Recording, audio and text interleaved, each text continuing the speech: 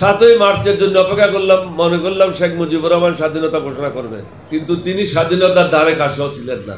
তিনি চেয়েছিলেন পাকিস্তানের প্রধানমন্ত্রী হওয়ার জন্য, বাংলাদেশের না।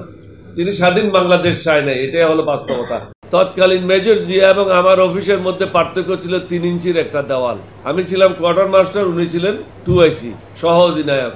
উনার সাথে আমি কখনো কোনো জায়গায় চাকরি করি নাই, কোনো জায়গায় আমার দেখা হয় নাই। উনি ISI-তে চাকরি করেছেন, আমি ISI-তে চাকরি করেছি। সুতরাং একে অপরকে আমি অন্তত উনাকে তখন বিশ্বাস করতাম না, কারণ জানি না শুনি না কি কথা বলি, কোথায় ফাঁসা যায়, কোথায় জেলে ঢুকে যায়, কোনো ঠিক নেই। ওনার বাসাটা ছিল আমাদের অফিসার্স মেসের খুবই কাছে, 150 গজের মধ্যেই। একদিন সন্ধ্যার সময় উনি আমাকে সংবাদ দিলেন যে তুমি আমার বাসায় আসো।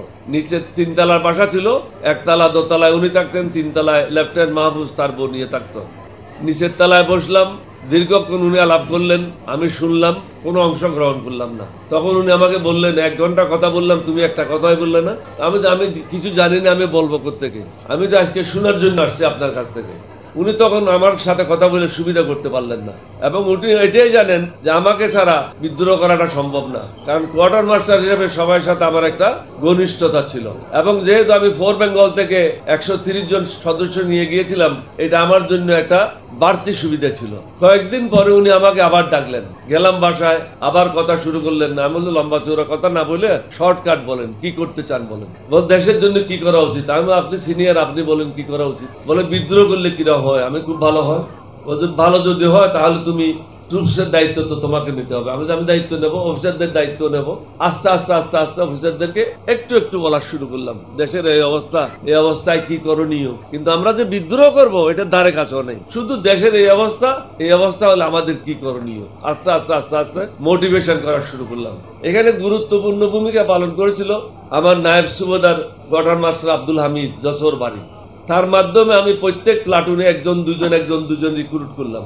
রিক্রুট করে তাদের মাধ্যমে ট্রুপসের মধ্যে একটা স্থান করে নিলাম যে আমরা যদি বিদ্রোহ করি কখনো বিপদে পড়ব না।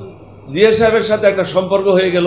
জিয়া সাহেবকে তখন আমি বলি নাই যে কর্নেল আমার চৌধুরী সাহেবের সাথে আমার আলোচনা অলরেডি 2 মাস আগের থেকেই চলছে। 7ই মার্চের জন্য অপেক্ষা করলাম, মনে করলাম শেখ মুজিবুর রহমান স্বাধীনতা ঘোষণা করবে, কিন্তু তিনি স্বাধীনতার ধারে কাছেও ছিলেন না।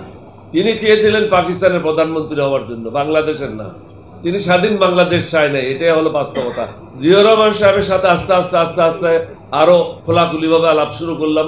একদিন আমি জঞ্জুয়া সাহেবকে বললাম, আমি তো ভালো করে কোয়ার্টার মাস্টারের কাজগুলি বুঝি না, আপনি আমাকে একটু বুঝিয়ে দিতে হবে। বলতে, আমার কি এটা সময় আছে নাকি এটা বুঝিয়ে দেওয়ার জন্য, তুমি জিয়ার কাছে যাও। আমার তো উদ্দেশ্য ছিল জিয়া সাহেবের কাছে যাওয়া। তো জিয়া সাহেবের কাছে গিয়ে আমি বইটা, বড় আলামটা খুলে হাতে আঙুল দিয়ে লাইনে লাইনে দেখাতাম, আর দুজনে কথা বলতাম।